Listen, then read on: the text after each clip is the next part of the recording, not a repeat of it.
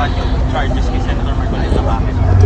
Ang call for the independence today is ang gusto ng lahat dito, true justice, hindi po yung selective justice.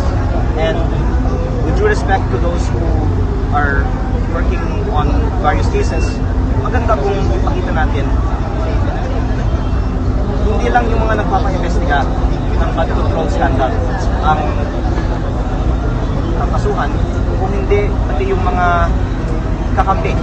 At ang isang dagdag ko ay si Secretary Bonoan ay gagawing state witness ngayon, no?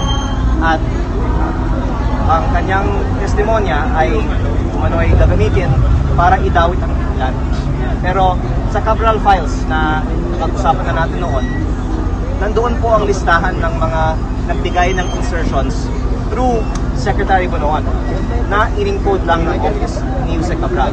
Kung gagamitin ang testimonya para idawit ang pilihan, hindi naman fair na hindi din i-subject sa same scrutiny ang lahat ng mga nakapangalan na nag-submit umano ng mga insertions through Secretary Bonoan.